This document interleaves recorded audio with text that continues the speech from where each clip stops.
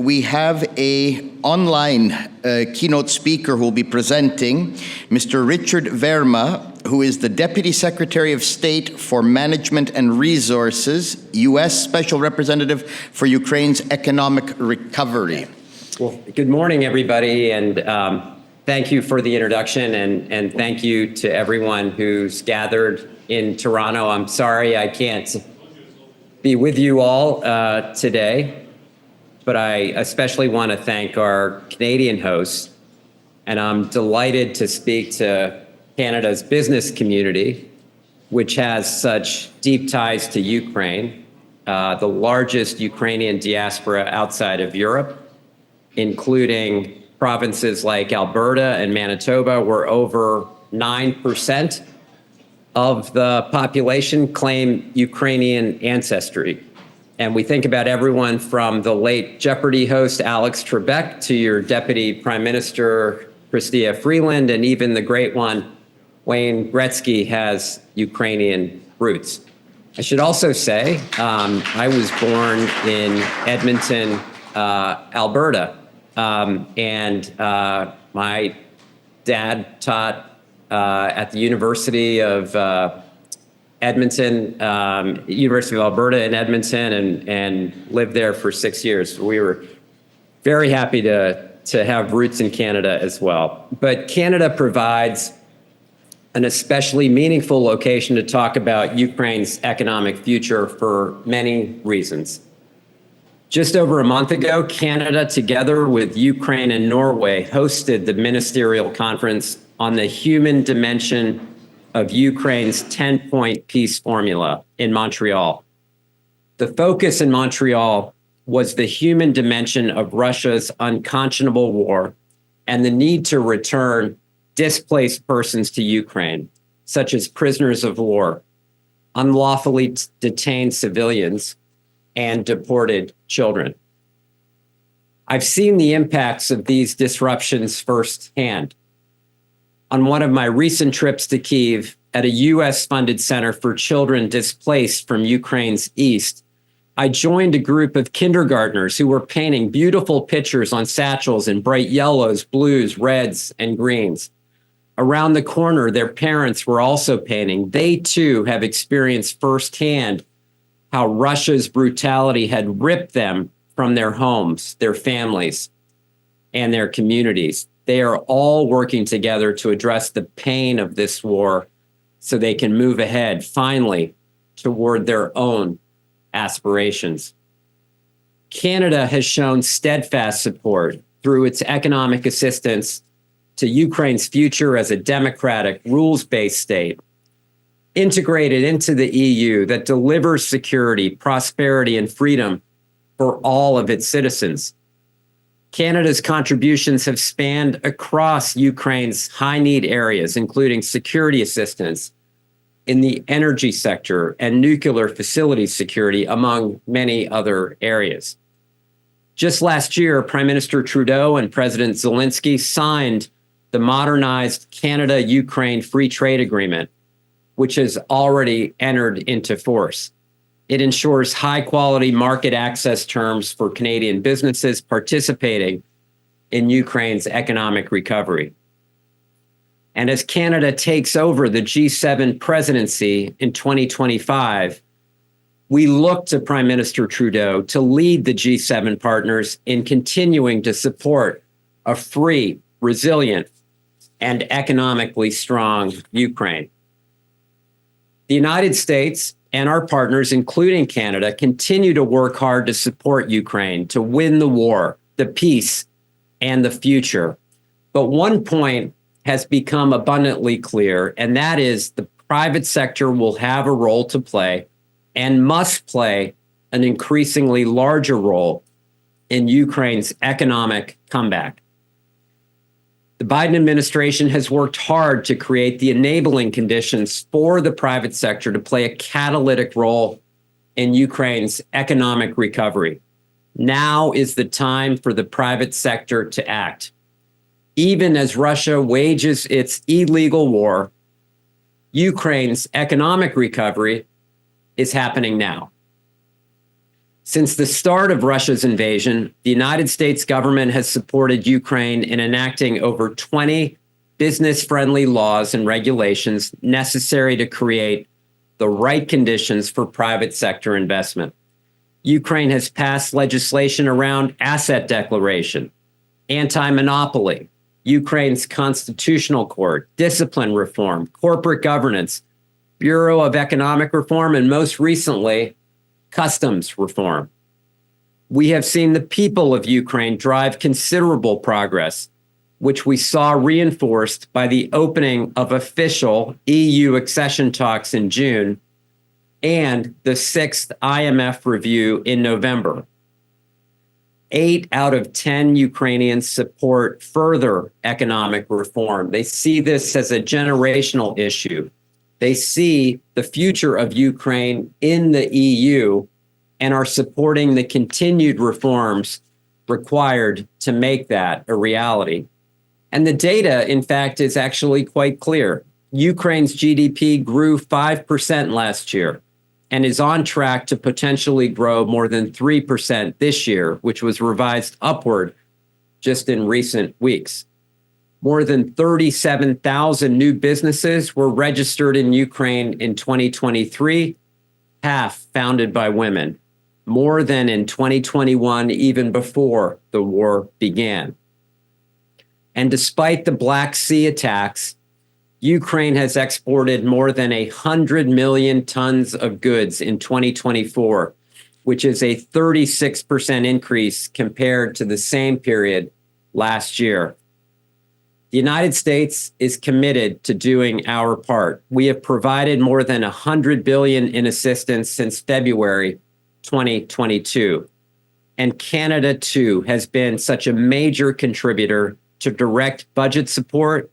And we encourage you to continue to help fill Ukraine's financing gap and keep the government operational.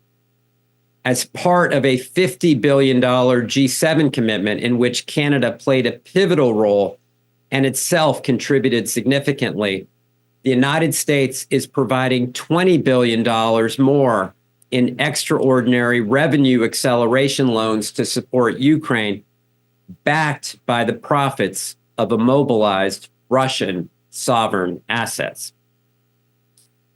Now, to wait for a total cessation of hostilities to spur economic recovery is to wait too long. We look now to our private sector counterparts to build on the momentum we have generated with public sector support for Ukraine.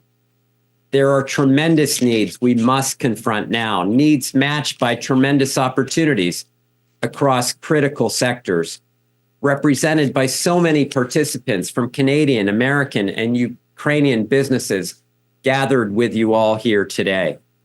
Let me speak to American efforts together with others in 4 select critical sectors: energy, agriculture, critical minerals, and transportation and logistics.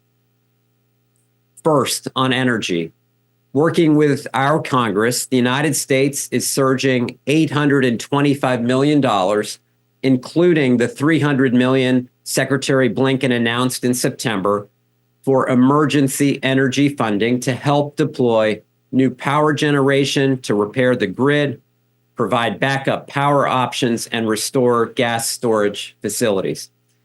To improve passive protection for critical infrastructure, we have also provided thousands of tons of rebar and over 200 miles of steel mesh to protect substations. And G7 Plus partners also announced an additional $1 billion to repair and strengthen Ukraine's energy sector in recent months, bringing total G7 contributions to over $5 billion since the start of the full-scale invasion. And the U.S. private sector is doing its part in aiding Ukraine's energy sector. Westinghouse is helping Ukraine to free itself from Russia's nuclear energy control by providing nuclear fuel to support Ukraine's reactors.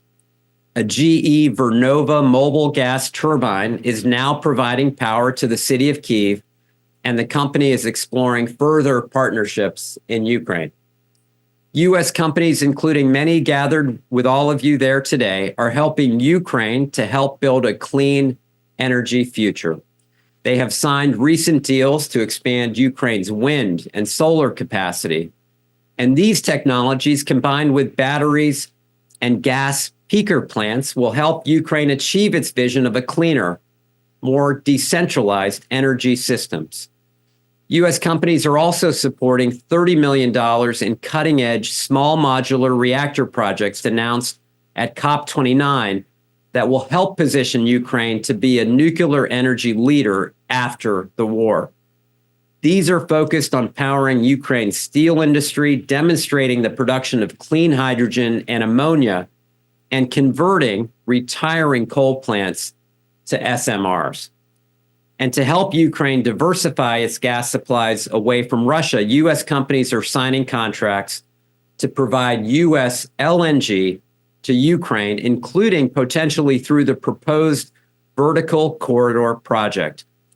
We also welcome the decision by European electricity transmission system operators to increase the cap on electricity exports to Ukraine to 2.1 gigawatts.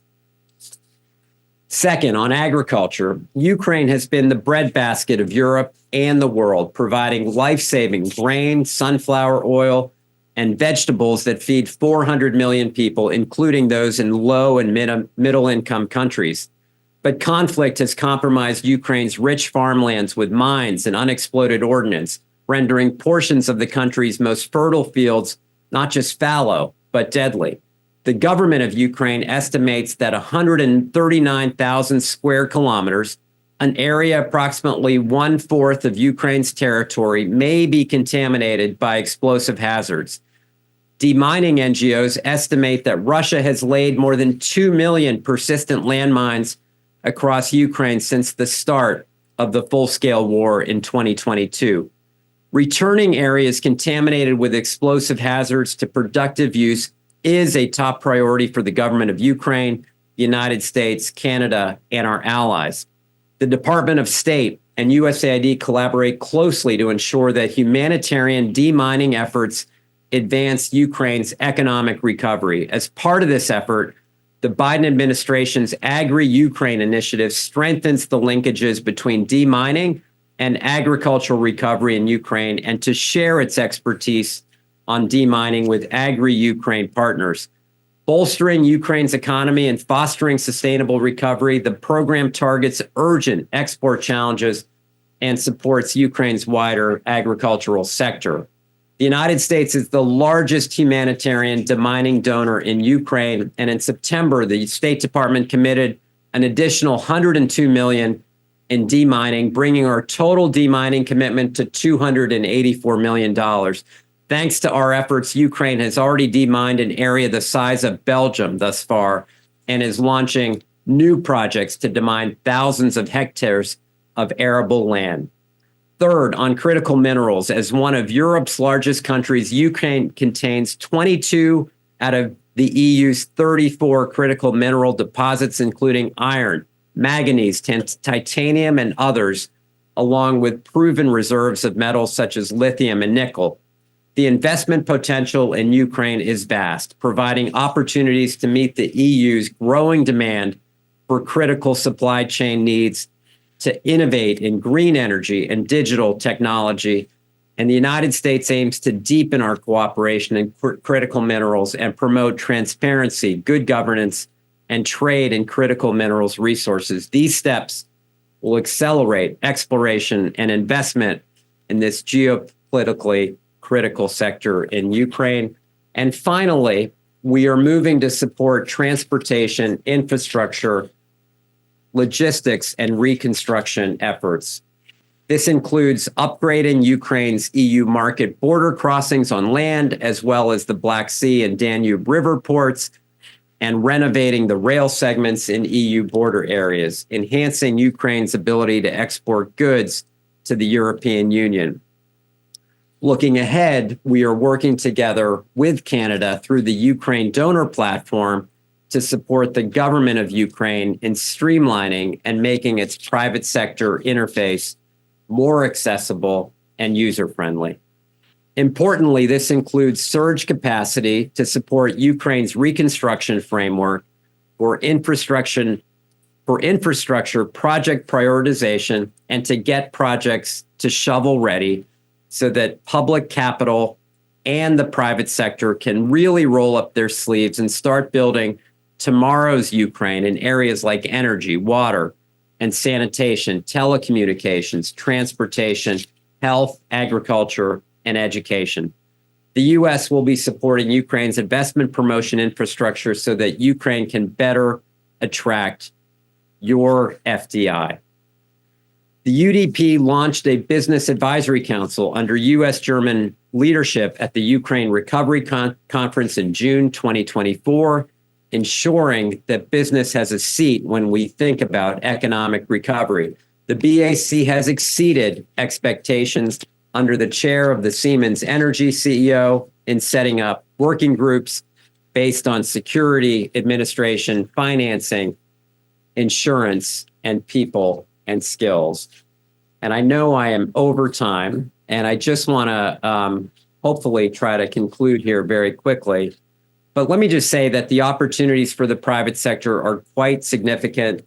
Just last month at a similar Rebuild Ukraine conference in Warsaw, we saw companies come together. We saw incredible innovation come forward, including with our U.S. International Development Finance Corporation, Ukrainian insurance company ARX, and our U.S. company Aon to develop a new war risk insurance facility that we put in $200 million into this. In addition, to support the IT environment, we put in an additional $100 million to secure Ukraine's cybersecurity. And so, again, we're going to keep working together to make sure that not only Ukraine has what it needs on the battlefield, but that the private sector can join us in all these key sectors. I will just say that the people that we meet in Ukraine are so brave and resilient. And I'll just give you one final, maybe two final examples. I met with the makers of Ukraine's vampire drones who have transformed an idea that in their apartment into 27 underground factories with 2,000 workers. Those drones are now there, providing incredible security and reconnaissance and surveillance capabilities and becoming more NATO interoperable. I visited the National Police Force to see firsthand how the drones are being used and what they're doing with demining equipment. And again, now truly the final story. I learned about one particular amazing Ukrainian individual, Elena Poiznikova. Her arm was amputated below the elbow. She now uses advanced bionic arm from a U.S.-Ukrainian startup called Esper Bionics. As both a quality assurance engineer at Esper Bionics and a beneficiary of one of their products, she's regained her independence thanks to the arm's advanced machine learning technology. And this is a company that's supported not just by the U.S., but by European investors, and it's developing intuitive AI-powered prosthetics. That's just one small example of what private sector innovation and investment can do to help the lives of Ukrainians, even well beyond Ukrainians' borders. President Zelensky has stated that he needs the help from the United States, Canada, the UK, Japan, and so many others. Ukraine has so many more stories like that. The people are so brave and resilient. We call on all of you gathered there today in Toronto to meet them where they are. Their needs are critical. Their challenges are many, but they are outweighed by the opportunities. The time is now. Thank you for everything that you're doing. Thank you for gathering today, and I look forward to hearing about all the results of your meetings today and all the new announcements that you're making, and I look forward to working with all of you in the weeks and months ahead. Thank you so much.